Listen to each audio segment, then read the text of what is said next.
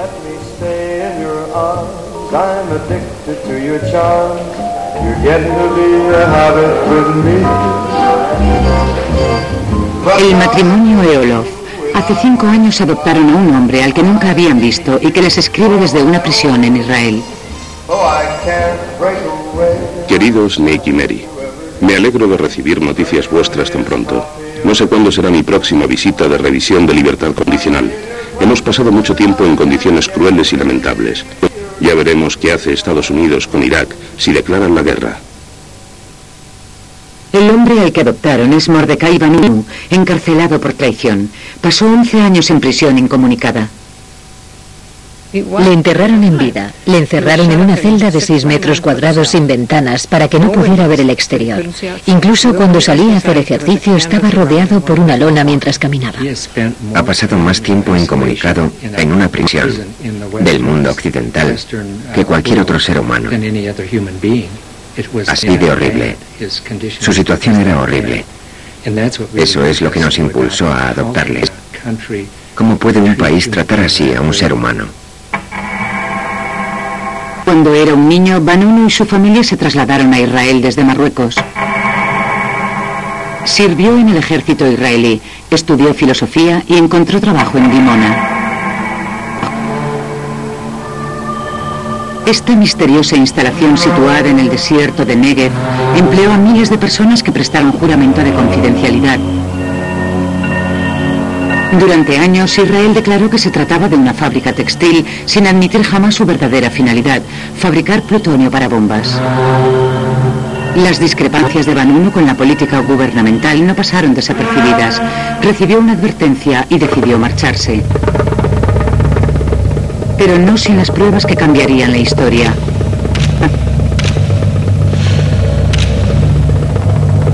Actualmente, las suyas son las únicas fotografías que se han visto del interior de la fábrica de bombas nucleares de Israel. Han pasado 16 años desde que el periodista del Sunday Times, Peter Haunam, oyese rumores de que un confidente ofrecía pruebas de lo que el mundo llevaba mucho tiempo sospechando. Se trataba de alguien que decía haber trabajado dentro de la planta de separación del plutonio para fabricar armas atómicas, que había fotografiado la maquinaria y que disponía de mucha información sobre cómo se procesaba el material y demás.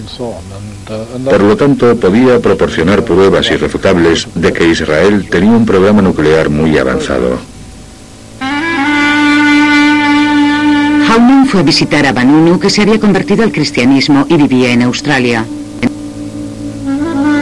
Fue trasladado a Inglaterra, alojado en secreto en un hotel de la campiña e introducido subrepticiamente en las oficinas del periódico en el maletero de un coche, mientras verificaban su historia. Pero agentes de la inteligencia israelí, sorprendidos en Wapping por unas cámaras de seguridad, seguían su pista, preparaban su maniobra. El Sunday Times tardó semanas en publicar su primicia. Cuando por fin lo hizo, el 5 de octubre de 1986, Vanunu había desaparecido.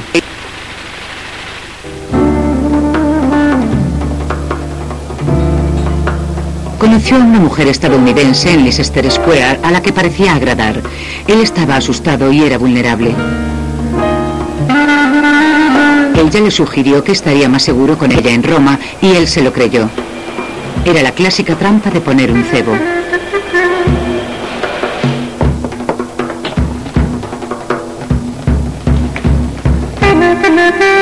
Una vez en Roma, cayó sobre él todo el peso de la ira israelí. Vanunu fue atacado, sometido y drogado.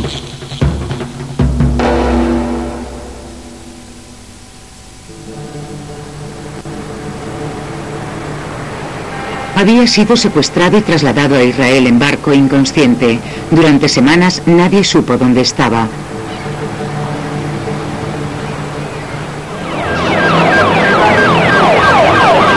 Con el tiempo, los israelíes llevaron a Vanunu ante los tribunales para someterle a un juicio secreto.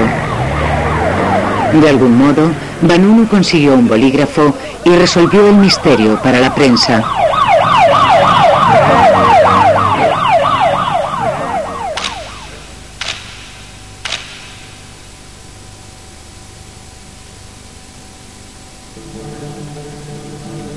Fue Simón Peres, entonces primer ministro, quien ordenó la captura de Vanunu. Hasta la fecha, el secuestro sigue siendo un secreto oficial de Estado. Peres era el padre del programa nuclear secreto israelí, y para él Vanunu era un espía. Traicionó a este país. ¿Cómo fue su reacción? Muy negativa. ¿Qué hizo usted? Lo que pensé que debía hacerse. ¿Y qué fue eso? Someterle a juicio.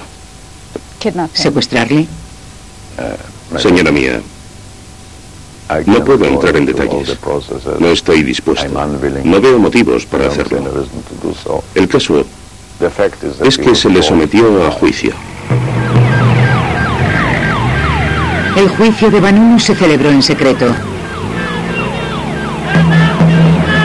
Se le declaró culpable de traición y espionaje y fue condenado a 18 años de prisión.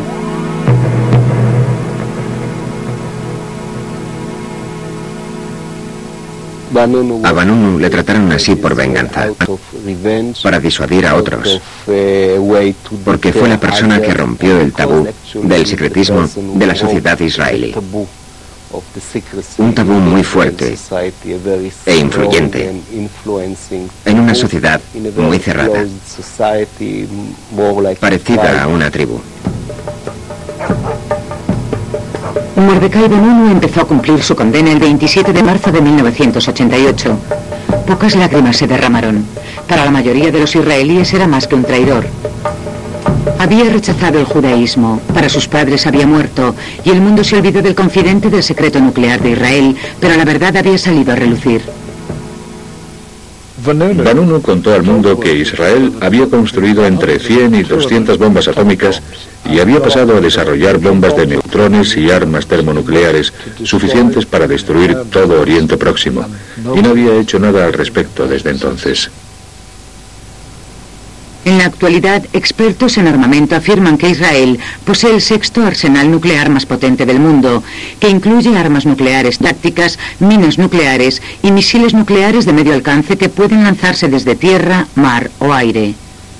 Se cree que el plutonio se fabrica en Dimona y las armas nucleares se montan en Yodefat y se almacenan en Zacaría y en Eilabun. Hay 3 submarinos nucleares con base en Haifa y laboratorios de guerra química y biológica en Ness Ziona. Israel no comenta nunca dichos informes. Pero siguen apareciendo pruebas. En 1992, un avión de carga israelí se estrelló en Ámsterdam matando a 43 personas. Los israelíes declararon que transportaba flores y perfume. Después de 6 años y una investigación del Parlamento holandés, admitieron que transportaba dimetilmetilfosfonato, un componente fundamental en la elaboración del gas sarín.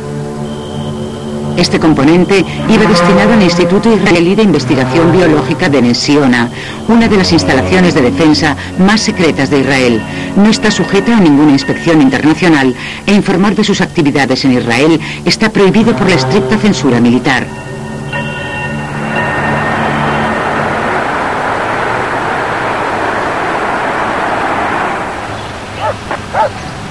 Conforme se aproximaba la guerra, aparecían señales de disconformidad entre la clase media estadounidense. Nick y Mary Eolof han participado en campañas a favor de la paz desde la guerra de Vietnam y el establecimiento de reclutamiento obligatorio. Objetor de conciencia es alguien que de forma sincera no quiere participar en ningún tipo de guerra.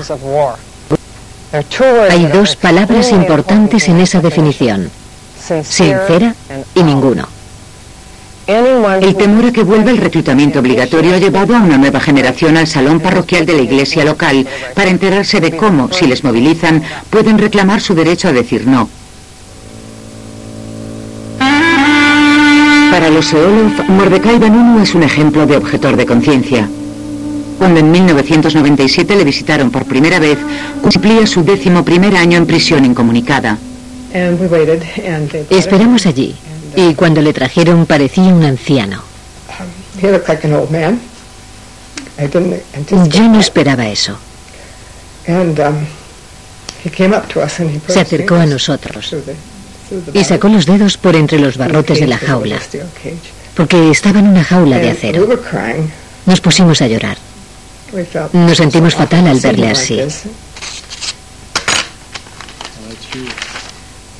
Open that. Vanunu escribe regularmente. Es la única comunicación que se le permite con el mundo exterior. Pero sus cartas tardan 2 meses en llegar y son siempre censuradas. Dice, no sintáis tan mal, podemos resistir otro año. Dios mío, qué valor. Las primeras cartas que recibimos estaban totalmente recortadas. Pude comprobarlo. Ni siquiera es un buen ejemplo, porque estaban más recortadas que esta. Utilizan un rotulador y se las devuelven a Mordecai. Él tiene que recortar lo que ellos han marcado. Una vez dijo que no prestaban mucha atención, así que metió los recortes en el sobre y los recibimos. Ni siquiera eran cosas importantes. Se trata de ejercer un control total.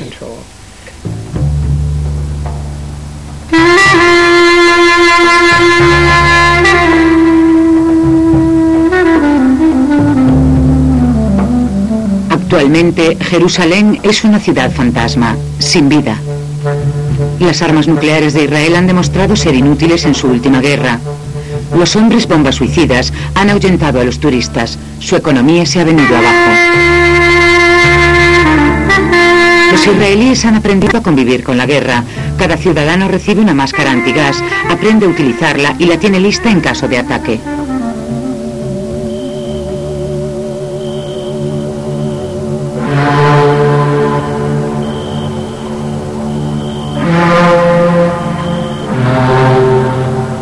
Las armas nucleares son consideradas como un elemento disuasorio justificable por la mayoría de los israelíes que se sienten asediados por sus enemigos.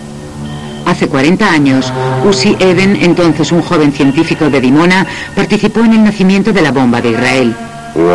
Éramos un país muy pequeño, rodeado por estados mucho más grandes y con mayor población, en unas fronteras que resultaban casi imposibles de defender. El Holocausto seguía muy vivo en nuestras memorias en esa época y nos dimos cuenta de que teníamos que hacer algo para impedir que se repitiese aquella situación. El personal era muy joven, la mayoría éramos muy jóvenes y entusiastas, y trabajábamos en algo que considerábamos esencial para nuestra existencia. Era como buscar la garantía definitiva de que no seríamos atacados ni aniquilados. Fue el joven Simón Pérez en los años 50 quien negoció un acuerdo secreto con los franceses para comprar un reactor para la fabricación de armas nucleares, igual que el suyo. Pero mientras se instalaba Dimona, llegaron a Washington informes de su servicio de inteligencia que decían que Israel estaba construyendo una bomba atómica. Pese a asegurar que Dimona era solo para fines pacíficos, el líder israelí Ben Gurión fue convocado en Washington. El presidente Kennedy temía una carrera armamentística en Oriente Próximo y exigió inspecciones. Pero cuando los inspectores entraron por fin en la planta en mayo de 1961 fueron burlados. Les mostraron una sala de control falsa situada en la planta baja. No se percataron de la existencia de las 6 plantas inferiores en las que se fabricaba el plutonio. Fue algo de lo que se enorgullecían, casi una leyenda en Dimona según Vanunu. Cuando llegaron los estadounidenses les engañaron totalmente. Todas las entradas, incluyendo los huecos de los ascensores, fueron tapiados y enfoscados para que resultase imposible acceder a los pisos inferiores.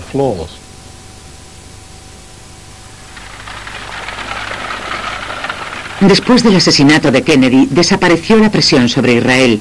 Su sucesor, Lyndon Johnson, hizo la vista gorda. Después, en 1969, la dirigente israelí Golda Meir y el presidente Richard Nixon firmaron un acuerdo que ha sido renovado por todos los presidentes hasta ahora. El programa nuclear de Israel podía continuar mientras no se hiciese público. Es la denominada ambigüedad nuclear. El término ambigüedad nuclear suena bastante bien en cierto modo, pero ¿no es simplemente un eufemismo de engaño? Si alguien quiere matarte y utilizas un engaño para salvar tu vida, no resulta inmoral. Si no tuviésemos enemigos, no necesitaríamos engaños, no necesitaríamos la disuasión. ¿Fue esa la justificación para ocultar las plantas de las zonas de procesamiento de plutonio a los estadounidenses, a los inspectores, cuando llegaron? Eso lo ha dicho usted, no yo. Pero eso se ha documentado en una serie de libros. Eso no me lo pregunte a mí. Entonces, ¿no es cierto? No tengo por qué responder a su pregunta. No veo la necesidad. La ambigüedad es un lujo exclusivo de Israel. Actualmente el país es una zona libre de inspecciones, protegida de cualquier tipo de vigilancia por Estados Unidos y sus aliados. Este es el lugar que Vanunu identificó como la planta de separación, construida principalmente bajo tierra. Y esta es la cúpula plateada del reactor nuclear de Dimona. Ronen Berman es un periodista israelí especializado en seguridad y defensa. Esta fotografía fue tomada por uno de los mejores satélites comerciales que hay. Se llama Iconos y es capaz de hacer fotos con una resolución de 1 metro. Sin embargo, debido a las exigencias de Israel, el Congreso de Estados Unidos promulgó una ley que prohibía que los satélites estadounidenses vendiesen imágenes de zonas de Israel con una resolución superior a 2 metros. Con lo cual, el Iconos capta imágenes de Israel y luego cambia la resolución a 2 metros. ¿Peor? ¿Menos clara? Mucho menos clara. Y era una ley estadounidense que solo se aplicaba a Israel, no a otros países. Solo a Israel. El pasado noviembre aparecieron indicios de un relajamiento en el trato a Vanunu. Las autoridades permitieron que se hiciesen fotografías en su vista de revisión de libertad condicional. La propia libertad condicional siempre le ha sido negado. Vanunu sigue conociendo secretos, según la Fiscalía, que podrían perjudicar a Israel. Es un argumento que su abogado tendrá que rebatir. ¿Oirá el tribunal los secretos que, según ellos, conoce Vanunu? Oirán algunos de los secretos, no los verdaderos secretos. Oirán secretos sobre los secretos. ¿Y usted, como abogado suyo, los oirá también? Parte de ellos, menos que el tribunal. El tribunal oirá los secretos sobre los secretos. Yo quizá oiga secretos sobre los secretos sobre los secretos. ¿Eso es auténtico o una simple ironía? No, es auténtico. Me darán algún tipo de descripción general de los secretos. El tribunal recibirá algo más concreto. Y los secretos en sí no serán revelados a nadie, si es que existen.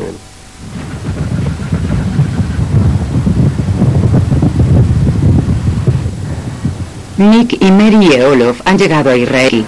Esperan poder visitar a Vanunu en la prisión, pero aún no han obtenido el permiso.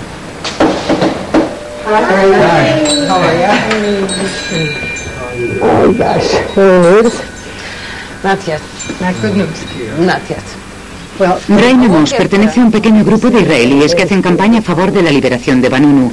Lleva semanas incordiando a las autoridades penitenciarias para que concedan a Nick y a Mary los permisos necesarios. What she says now is that they have approval from one authority, but she's waiting for approval from a second authority. Do they clearly understand that our time limitation that we're leaving on Friday? Oh, absolutely. I made that absolutely clear to them. I said that you're leaving on Friday. I said that you've already been here for a couple of days. Well, I appreciate you making all these calls right now. Oh, it's nothing. I don't mind it. It's just, I wish I'd had good news for you. Los reactores suelen inactivarse a los 40 años, pero el de Dimona sigue funcionando. Dimona está directamente bajo el control del primer ministro, fuera del alcance del Parlamento y del examen público. Y eso preocupa a los científicos que trabajaron antes aquí con tanto optimismo.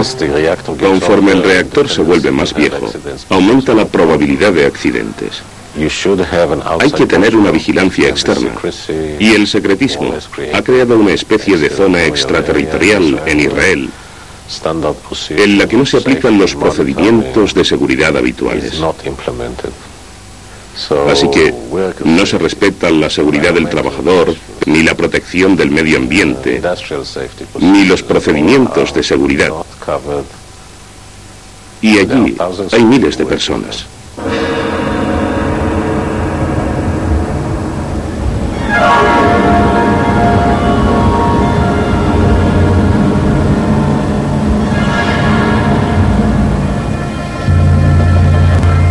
Pero los secretos de este viejo reactor empiezan a filtrarse.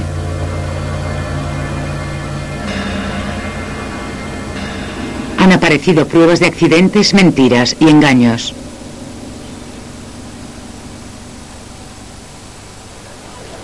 En 1996 llegaron rumores a la prensa de la existencia de una zona radioactiva en el desierto. El ministro de Medio Ambiente llevó a los periodistas a visitar el área con un contador Geiger. No se les permitió llevar uno propio, según me comentó uno de ellos. El ministro declaró que la zona estaba limpia. Las lecturas de su instrumento mostraban que el nivel de radioactividad estaba por debajo de lo normal, pero los periodistas no quedaron satisfechos.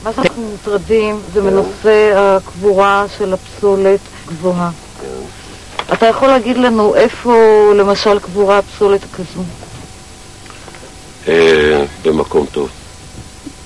באמת, אני לא יכול, אני אומר לך בגילוי, כלומר, אין טעם שתלחצי עליי. זה דבר שהוא מוגדר על ידי מישהו צריך להיות מוגדר, הבעל הבית שלי, הוא יפטר אותי, ראש הממשלה, כדבר שלא מפרסמים אותו.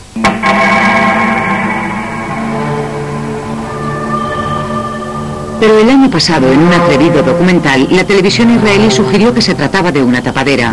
Un trabajador de Dimona declaró que le habían ordenado retirar residuos radioactivos y ajardinar la zona antes de la visita del ministro para hacer ver a los periodistas que no pasaba nada. Otros comentaban que habían trabajado con uranio durante años. Los accidentes, decían, se convirtieron en rutina. Había escapes, incendios, explosiones de gas tóxico. Pero ahora tienen cáncer y las autoridades niegan que hayan trabajado con materiales radioactivos. Como estaban obligados por un contrato de confidencialidad, no pueden luchar por sus derechos. El programa encontró a otros 100 trabajadores de Dimona que padecían cáncer. Un médico y 2 abogados apoyan su historia.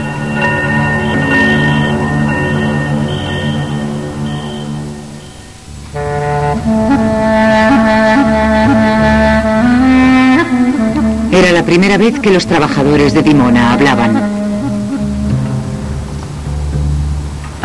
Quiero hablar con Ariel Spiller. Padece de cáncer y en los últimos años ha visto morir de la misma enfermedad a muchos de sus amigos y colegas que trabajaron allí. Está luchando por una compensación para sus familias, para sus viudas, y sé que le gustaría hablar con nosotros del tema. Me ha dicho que ojalá pudiera, pero que le han advertido que no lo haga. Le han dicho que no hable. Voy a visitarle para ver si cambia de idea.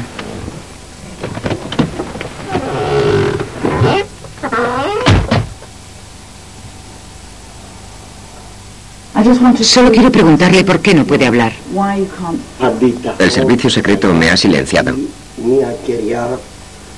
Me ha silenciado completamente. Me han ordenado que no diga ni una palabra. ¿Qué puedo hacer yo? ¿Qué puedo hacer yo? Me dijeron, acabarás como Vanunu. ¿Cuánto tiempo lleva en prisión? ¿15 años? ¿Quiere que vaya a la cárcel? Yo quería hablar. Pregunté a los demás, pero se negaron. Nadie quiere hablar.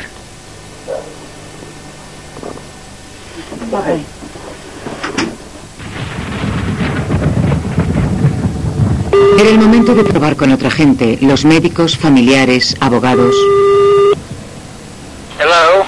Hello. I just wanted to ask you whether there would be any possibility of doing an interview with you about the cancer victims and about their case. I'm really reluctant to be interviewed publicly on the media over this story overseas. It's just not appropriate. But why is it so sensitive? Come on now. Any discussion of nuclear issues is sensitive. I talked with my family. I don't want to participate on this. I don't think it's the right thing to do. Nobody is prepared to talk about it.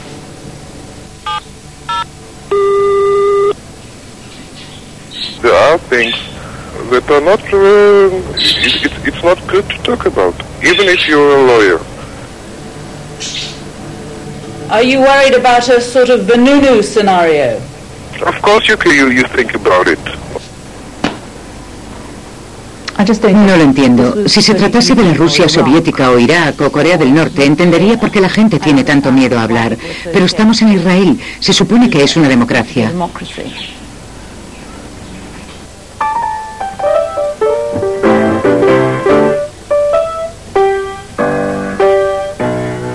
Actualmente en Israel un poder invisible impone el código de silencio a través del miedo. Procede de un hombre cuya propia identidad había sido también un secreto hasta hace 2 años. Yehiel Jorez. Jorez es la figura oficial más inteligente y brillante en cuanto a la adquisición de poder. Cogió un pequeño departamento y lo convirtió en la 4ª agencia de inteligencia en Israel, fuera de la ley, sin investigaciones ni seguimiento por parte del Parlamento israelí. En ese sentido, es un grave peligro para la democracia israelí. Durante 16 años, Jorez ha sido el guardián sin rostro de los secretos israelíes. Su foto a cara descubierta no había sido jamás publicada, hasta ahora. Es Jorez, desde su despacho en el Ministerio de Defensa, quien obstaculiza la libertad condicional de Vanunu.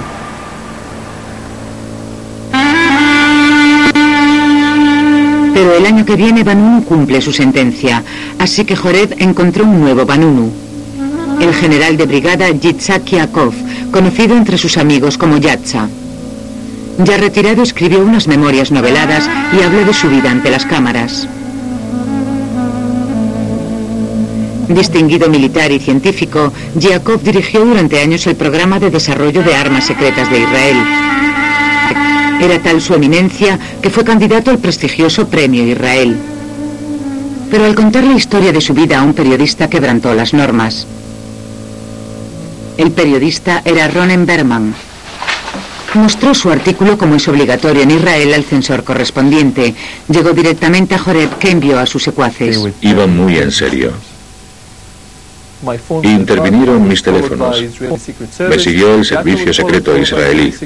A Jacob le siguió el servicio secreto israelí. Y todo el sistema nos rodeó. Nos persiguió. Nos acechó. Yaakov pasó del pedestal al foso. Fue detenido en secreto y acusado de traición. Pasó 2 años enfrentándose a Jorez. 2 años de dolencias cardíacas, bancarrota y arrestos domiciliarios que le convirtieron en una vergüenza pública. Evitó la prisión, pero el tribunal le declaró culpable de traicionar los secretos de Israel. Jorez temía que los veteranos del ejército israelí, de la inteligencia israelí o del programa nuclear israelí intentasen dejar su huella en la historia de Israel contando sus vivencias, y quería asustarles. En ese sentido, tuvo éxito. ¿Cree que hay demasiado secretismo? El poder de gente como Jorez puede destruir la vida de individuos como el general de brigada Yaakov, por ejemplo. Le han destrozado la vida, pese a que siempre ha sido un israelí muy leal. Son cosas que por desgracia pasan en la vida. Hay falsas acusaciones y gente inocente lo paga muy caro. No sé cómo se puede evitar. El Parlamento de Israel nunca había debatido sobre Dimona o las armas nucleares hasta que hace 3 años un parlamentario introdujo por primera vez esos temas en el orden del día. Issam Makul, un árabe israelí, rompió el tabú ante la indignación de sus colegas.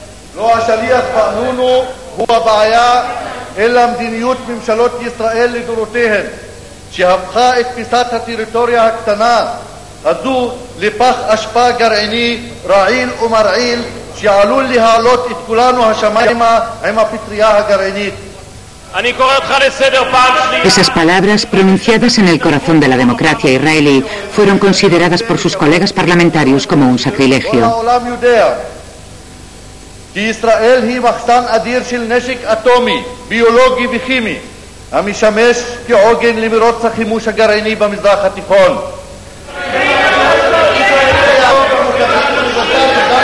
No le permitieron terminar el discurso, pero dejó clara su postura.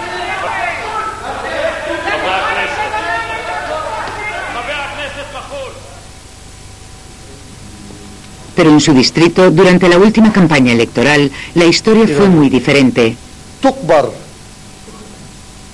Allí su público es, como él, árabe-israelí. بدهم يفتشوا عن أسلحة دمار شامل وأسلحة نووية. أنا بقول لهم وين في أسلحة نووية وأسلحة دمار شامل إذا بدهم. أنا بقول لهم وين موجودة. في ديمونا موجودة، في خليج حيفا، في جبل علبون، في منطقة سخنين، يدفاتا. بدهم أسلحة نووية؟ بدهم أسلحة دمار شامل؟ يجوا يفتشوا، يبعثوا مفتشين، أنا باخذهم من إيدهم. Hay protestas cada vez más generalizadas sobre un doble rasero. El mundo tiene que comprobar las instalaciones nucleares de Irak, pero no las de Israel. ¿Cómo puede compararlo? Irak es una dictadura. Saddam Hussein es un asesino. Ha gaseado a miles de kurdos. ¿Cómo puede establecer esa comparación? ¿Solo porque se considere un Estado? No es un Estado, es una mafia. No es un líder, es un asesino. Eso no puede decirse de nosotros. Pero hay quien lo dice, incluso en Israel. El actual primer ministro, Ariel Sharon, dirigió la invasión del Líbano en 1982. Murieron miles de civiles inocentes. Los peores excesos se cometieron en los campos de refugiados de Shabra y Chatila.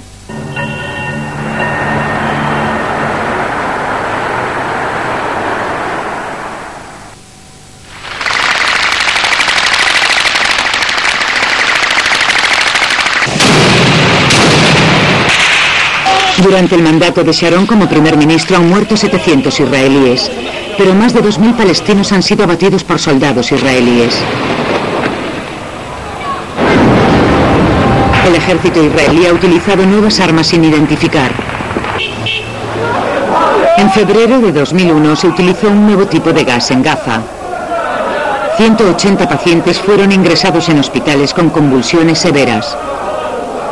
هم الإسرائيليين بيقولوا هذا مسيل دموع مش مسيل دموع هذا غاز عمرنا شفناه احنا بدنا علاج لهالغاز هذا عشان الناس تاخذ مش تاخذ اي علاج لازم ولا مش لازم. Preguntamos qué clase de gas es, pero nadie nos informó del tipo de gas para poder suministrar un antídoto. Tampoco sabemos cómo descubrirlo, cómo averiguarlo. Estamos en zona ocupada. Estamos rodeados.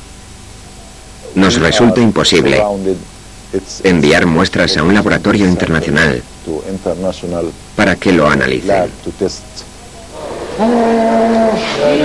Israel está fuera del Tratado de Armas Químicas y Biológicas y sigue negándose a decir de qué tipo era el nuevo gas.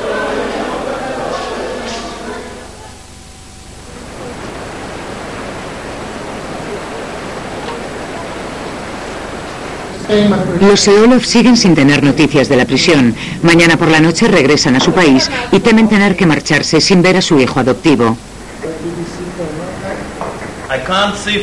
Hoy comen con un pequeño grupo de activistas que durante 16 años han luchado en vano por la excarcelación de Vanunu.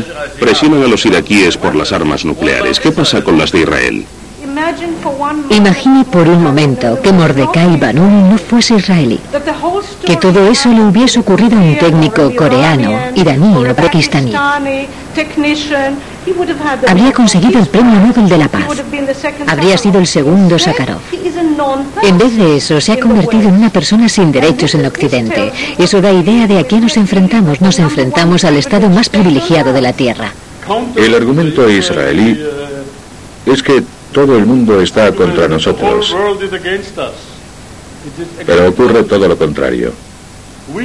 Nosotros iniciamos la carrera nuclear en Oriente Próximo. De eso no cabe duda. Y no hay ningún estado importante del hemisferio occidental que se lo tome en serio. Podemos hablar todo lo que queramos. Podemos sentarnos aquí hasta mañana a discutir la política nuclear de Israel. Podemos debatir sobre lo que sea. El problema es la gente que trabaja en esas zonas con armas de destrucción masiva, en la misma Dimona y otras instalaciones de investigación. Vanunu es una advertencia para ellos. Esto es lo que te pasará si hablas. Te convertirás en un Vanunu. Esa es la advertencia. Pasarás 10 años en prisión incomunicada. Te apartarán de tu familia. Te apartarán de todos los que te conozcan. Serás un prisionero sin número y sin nombre. Eso es lo que te pasará si hablas. Una llamada desde la prisión.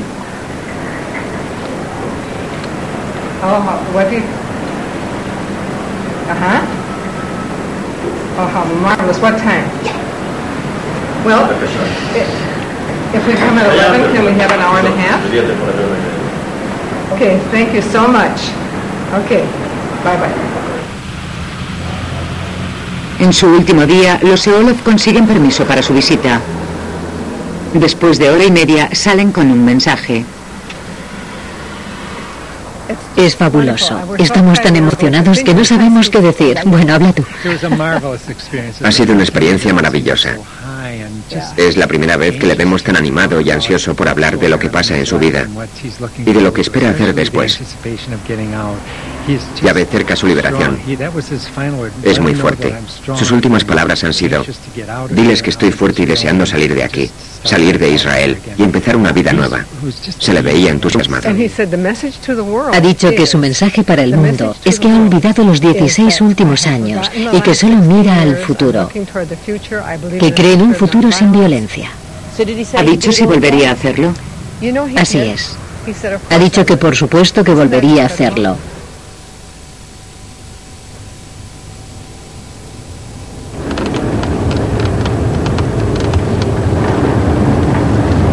Los Seolov se han ido y Vanunu tiene su revisión de libertad condicional.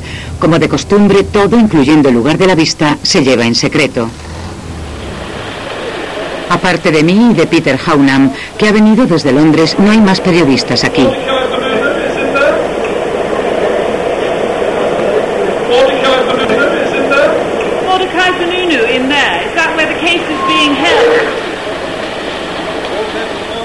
Es el prisionero más conflictivo de este país. Allá donde va tapan las ventanas de su furgón si pueden. Al principio le ponían un casco para que la gente no pudiese verle. En determinado momento llevaban incluso un dispositivo electrónico que emitía una especie de pitido para que nadie pudiera oírle hablar. Y sin embargo, tú y yo somos los únicos periodistas presentes. El prisionero más conflictivo de Israel, y aquí no hay más miembros de la prensa que tú y yo. ¿Por qué sigues viniendo? Sigo viniendo porque le encerraron por hablar conmigo y nosotros publicamos su historia en el Sunday Times en 1986. Siento que tengo la responsabilidad de ayudarle a salir. La vista concluía 3 horas después. Como siempre, Vanunu estaba detrás de unos cristales oscuros. En la sala, la fiscal de Joreb citó la guerra de Irak como nuevo motivo para rechazar la libertad condicional. La fiscal, por supuesto, volvió al viejo argumento de que Vanunu es una amenaza para la seguridad. E incluso dijo que si Vanunu era liberado, probablemente los estadounidenses se olvidarían de Irak e irían a por las armas nucleares de Israel, cosa que me pareció sumamente ridícula.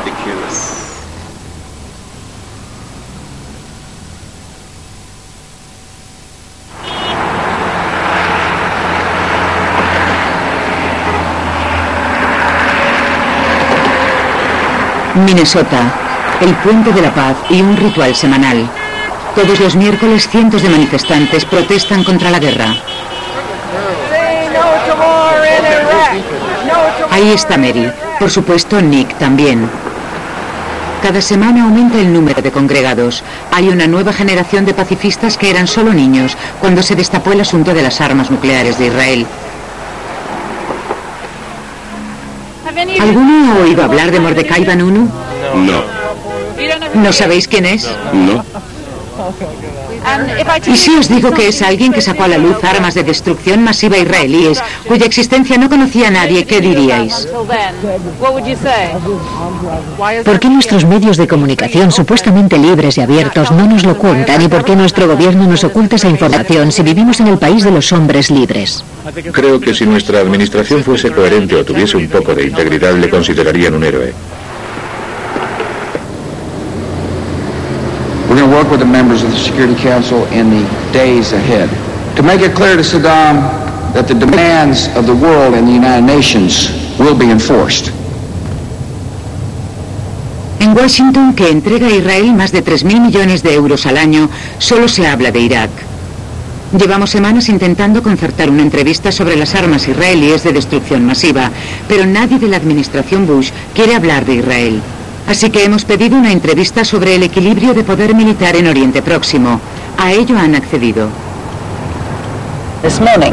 Esta mañana nos han dicho por fin que nos conceden una entrevista con un experto en asuntos israelíes. Es subsecretario de Defensa y se llama Douglas Feith. El Pentágono ha exigido que le enviemos previamente una lista de preguntas. Anotamos equilibrio de poder, ambigüedad nuclear de Israel, acusaciones de doble rasero y Mordecai Vanunu. The gravest danger facing America and the world is outlaw regimes that seek and possess nuclear, chemical, and biological weapons.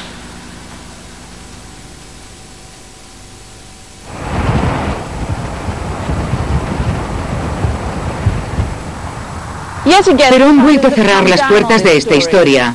Nuestra entrevista con el subsecretario de Defensa, Douglas Feith, estaba prevista para las 4 en algún lugar de este amplio complejo del Pentágono que tengo detrás. Sin embargo, a última hora nos han dicho que la entrevista queda cancelada. Las preguntas sobre Israel, al parecer, están totalmente prohibidas. Recibimos este correo electrónico del Pentágono. Señoras, hemos mostrado al señor Feith la lista de temas para la entrevista de la BBC. No está dispuesto a responder a ninguna de las preguntas que han incluido. Le solicitamos con todo respeto que envíen otras preguntas lo antes posible durante el transcurso de la mañana. Preguntas relacionadas con la actual situación iraquí. El 19 de febrero volvieron a negarle la libertad condicional a Vanunu. Permanece en la prisión de Ashkelon. Joref ha comentado que no piensa dejar salir jamás a Mordecai Vanunu de Israel.